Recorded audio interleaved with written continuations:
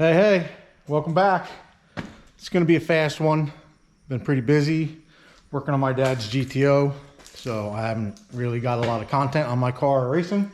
We're going over the brake system. So I want to jump on here real quick and show you what we got going on. When put the car up on a lift, looked at the brakes, they worked. Just a disclaimer, they did work. But let's see. See this battery cable right here?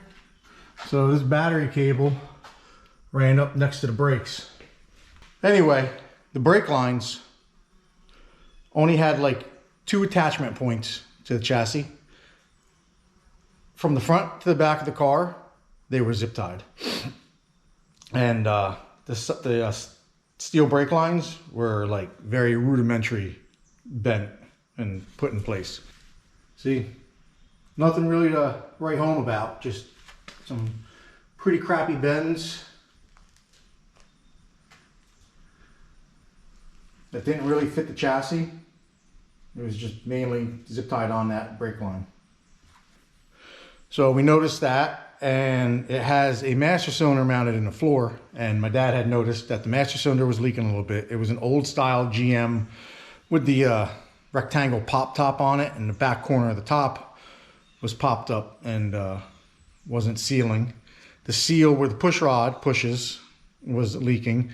So he ordered a strange master cylinder, you know, the Chrysler style. Let's see.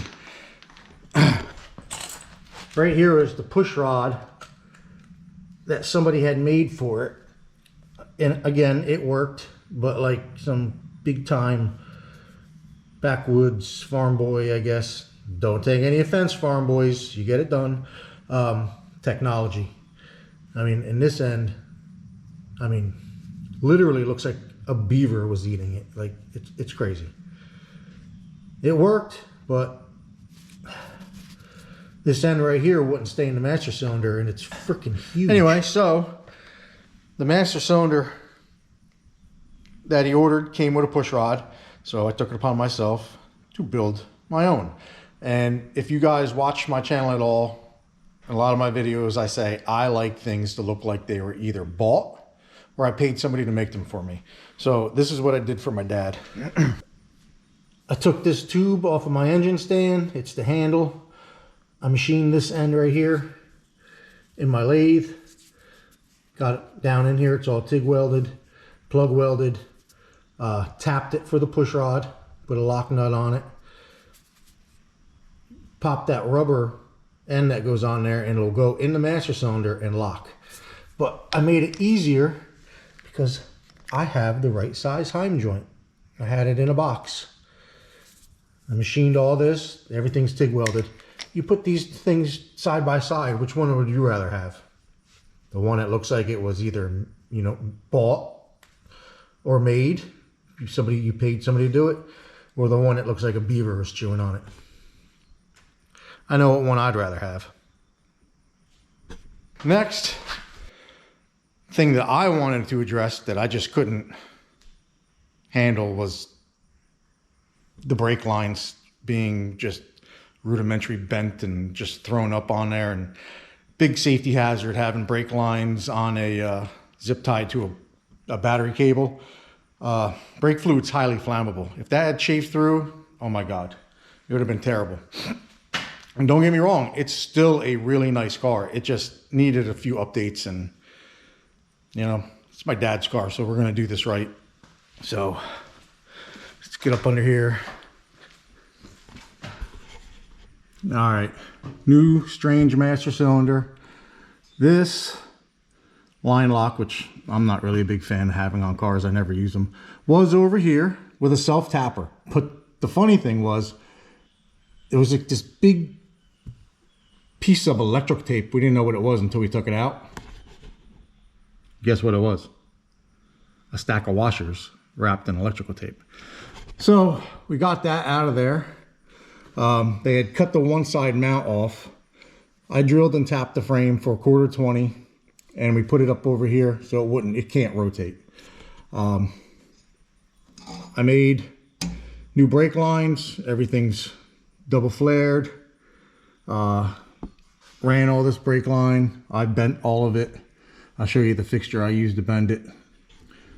Everything's all new, nice, clean. No more zip ties. No more battery cable. We're probably gonna run the battery cable through the car. But you see how everything just kinda works. It just works. And it looks better. Now, one of my pet peeves, and I even say it at work all the time, I don't want a contractor to come in behind us at work and say, who the hell did this, and laugh. I want it to look good. I want it to look right. I want them to know we are completely capable of doing the job.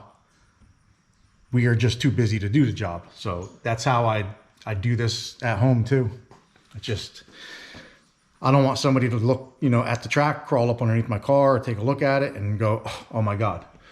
So I'm gonna go back over here to the bench and show you the tools and how I figure out where my bends need to be. This is just a cheap double flare kit from AutoZone. Very affordable. Anyone can buy it. Cheap as hell.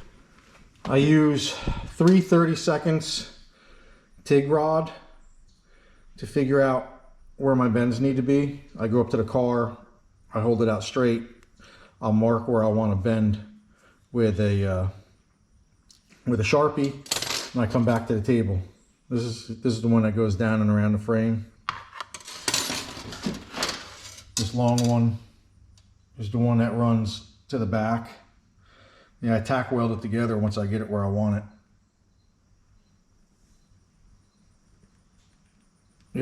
Yep. Not hard to do, not hard to figure out. Many years ago, when I first had the Camaro, I wanted to do Lexan windows, and I ordered a kit. I believe it was from Competition Engineering. It's no longer in the car, but they sent a bunch of straight rod, and they sent a tool to bend the stuff. And this is it. You can make this at home. I use it for everything. This is how I bent all of this. I even, hold on a second. That's what I bend the brake line with. And then I get stainless steel rock guard to put over that. Yeah, that's it. That's how I bend everything. I bend small rod with this. I bend TIG wire with it. I bend brake line. I bend all kinds of stuff. Anyway, I know it's fast. I know I didn't show you really how to do anything, but really it's just pretty much an update on my dad's GTO and where we're at with it. I got more parts coming. We're going to put an alternator on it. I ordered the parts from, I believe the company is CVF. I got their lower pulley. I got the alternator bracket. We got a PowerMaster 100 amp alternator for it. I got him a new thermostat housing, put new updated seat belts in it, and a seat cover. So anyway, till next time, see you later.